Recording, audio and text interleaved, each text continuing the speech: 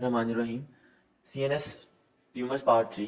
आज की वीडियो में हम ना मॉर्फोलॉजीज को डिस्कस करेंगे। हमने क्लासिफिकेशन के अंदर पढ़े थे, ग्लायोमा और एस्ट्रोसाइटोमा मेनली कर रहे थे। तो इस एस्ट्रोसाइटोमा के अंदर डब्ल्यूएचओ ग्रेड 1 को मैं अलग से डिस्कस करूंगा क्योंकि बुक में अलग से डिस्कस है किया गया इसको। अभी ग्रेड 2, 3 और 4 की पैथोजेनेसिस हम पिछली वीडियो के अंदर देख चुके हैं और इस वीडियो के अंदर हम इन तीनों की मॉर्फोलॉजीज को कवर करेंगे कि डिफ्यूज एस्ट्रोसाइटोमा की मॉर्फोलॉजी कैसी है, एनाप्लास्टिक और ग्लायोब्लास्टोमा की। सबसे पहले हमारे हैं डिफ्यूज एस्ट्रोसाइटोमा के अंदर। अब मॉर्फोलॉजी जो होती है ना, उसके अंदर ये होता है कि अक्सर ये भूल जाती है, जहन में नहीं रहती। तो इसके लिए मैं डायग्राम ड्रॉ करता जाऊंगा क्योंकि डायग्राम जो है वो ऑलमोस्ट जहन में रहती है, तो एक ना सिनेरियो सा जहन में बन जाता है, तो वो भूलती नहीं है फिर मॉर्फोलॉजी। सबसे पहले डिफ्यूज एस्ट्रोसाइटोमा यानी कि डब्ल्यूएचओ ग्रेड 2 की मॉर्फोलॉजी को हम डिस्कस करेंगे। इसके अंदर अगर ग्रोसली देखा जाए ना, तो हमें एस्ट्रोसाइटोमा, डिफ्यूज एस्ट्रोसाइटोमा जो होता है वो नजर आता है पुअरली डिफाइंड। पुअरली डिफाइंड होता है, ग्रे इन्फिल्ट्रेटिव ट्यूमर होता है और डिस्टोर्ट करता है हमारे ब्रेन को। अब अगर ये पोअरली डिफाइंड है तो मैं अगर ड्रॉ करता हूँ इसको, तो ये मैं इसकी देखें एक सर्कल सा टाइप से मैं ड्रॉ कर रहा हूँ, लेकिन मैं इसकी बाउंड्रीज को सही तरह डिफाइन करके नहीं बना रहा।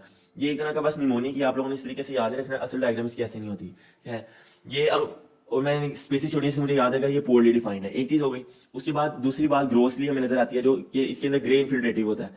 ग्रे इन्फिल्ट्रेटिव मैस है ये, तो मैंने ये डोडोस बनाया जो कि ऑलमोस्ट इन्फिल्ट्रेशन को शो कर रहे हैं, तो ये ग्रे इन्फिल्ट्रेटिव मैस है। ग्रोस हमें याद हो गया इस तरह कि ये पोअरली डिफाइंड था, पुअरली डिफाइंड था और ग्रे इन्फिल्ट्रेटिव मैस है। अब जब हम इसको कट सरफेस करते हैं, अगर फॉर एग्जांपल इसको हम ऐसे कट करते हैं इसको, और कट सरफेस के ऊपर जब हम इसकी एग्जामिनेशन करते हैं तो हमें ये एक जेलेटिनस मटेरियल नजर आता है। और मेन लफ्ज जो कट सरफेस के ऊपर आप लोगों ने लिखना है वो है सिस्टिक डिजेनरेशन नजर आती है इसके अंदर।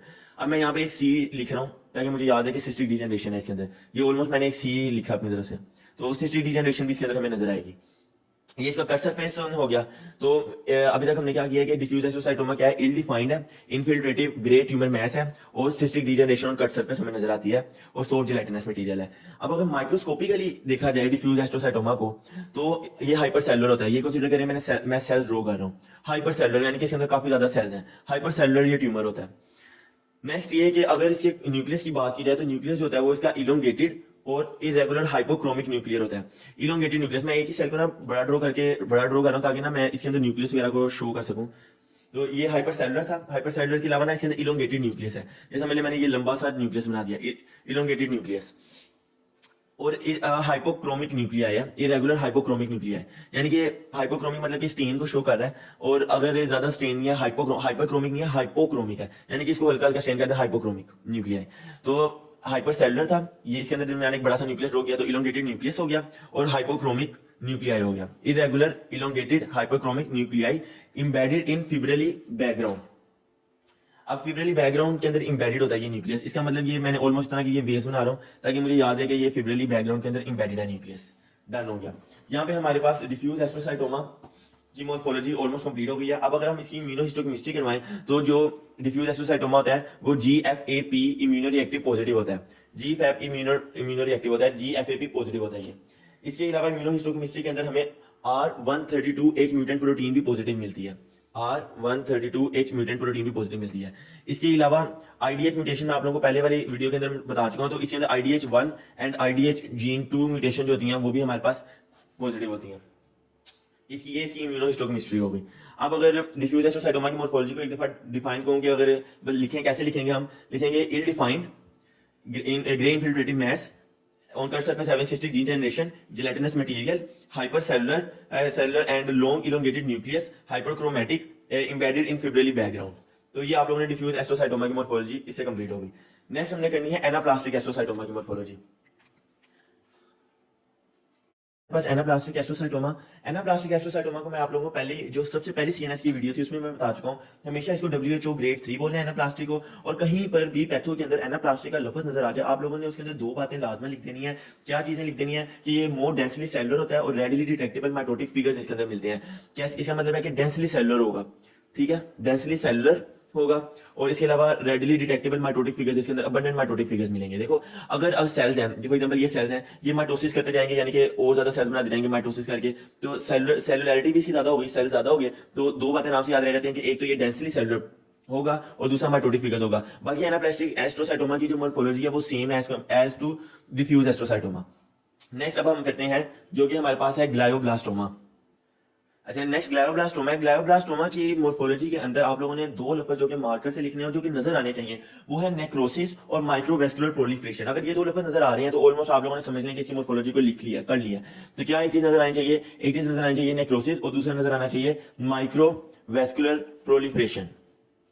ठीक है, अगर ये दो लफ्ज नजर आ रहे हैं तो समझ लें आपने ग्लायोब्लास्टोमा की जो मोर्फोलॉजी है कंप्लीट कर ली, ऑलमोस्ट आप लोगों ने लिख लिया है। अब इसको डिटेल के अंदर देखते हैं। ग्लायोब्लास्टोमा जो होता है ना, वो उसकी अपीयरेंस जो होती है वो वेरी करती है।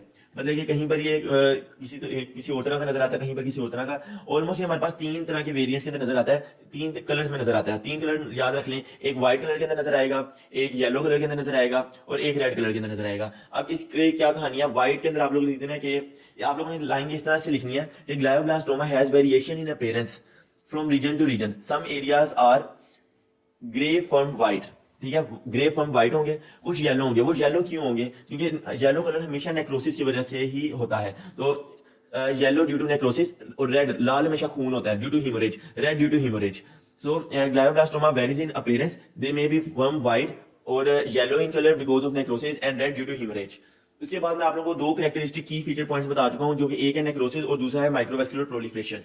तो एक नेक्रोसिस हो गया और दूसरा माइक्रोवेस्कुलर प्रोलिफरेशन हो गया। अब आप दोनों ने इसकी अलग अलग हेडिंग बना लेनी है मोर्फोलॉजी के अंदर। नेक्रोसिस जो होती है वो हमें मिल रही होती है सर्पेंटाइन पैटर्न के अंदर। ठीक है, सर्पेंटाइन पैटर्न की नेक्रोसिस इसके अंदर हमें मिलती है ग्लायोब्लास्टोमा के अंदर। और अगर बात की जाए माइक्रोवेस्कुलर प्रोलिफरेशन के अंदर, तो क्या होता है कि जो सेल्स होते हैं ना, वो प्रोलिफरेट करते चले जाते हैं, करते चले जाते हैं, जिसकी वजह से सेल्स का एक गुच्छा बन जाता है, एक टफ्ट ऑफ सेल्स बन जाता है। और वो सारे जो सेल्स हैं वो आपस में एक दूसरे के साथ मिलके जो ब्लड वेसल का ल्यूमेन होता है उसको ऑब्स्ट्रक्ट कर देते हैं। तो आप लोग माइक्रोवेस्कुलर प्रोलिफरेशन के अंदर लिख सकते हैं कि microvascular proliferation produces tuft of cells that pile up and resulting in the obstruction of the lumen of blood vessels. इसके अलावा एक हिस्टोलॉजिक पैटर्न आप लोगों ने लिखना है। हिस्टोलॉजिक पैटर्न जो ग्लायोब्लास्टोमा के अंदर मिल रहा होता है मेनली, वो हमारे पास होता है पैलिसेडिंग पैटर्न। पैलिसेडिंग पैटर्न मिल रहा होता है हमें हिस्टोलॉजिक। ठीक हो गया, अब ग्लायोब्लास्टोमा की भी मोर्फोलॉजी कंप्लीट हो गई। ग्लायोब्लास्टोमा के अंदर आप लोगों को दो चीजें मेनली लिखनी है, नेक्रोसिस और माइक्रोवेस्कुलर प्रोलिफरेशन, और तीन तरह की appearance, white, yellow, red. White from white उसके अंदर कोई रीजन नहीं है, yellow due to necrosis and red due to haemorrhage. Then write down the heading of necrosis and write it down as a serpentine pattern of necrosis will be seen. And the microvascular proliferation you will see the tuft of cells that pile up and bulge into the lumen of blood vessels resulting in its obstruction।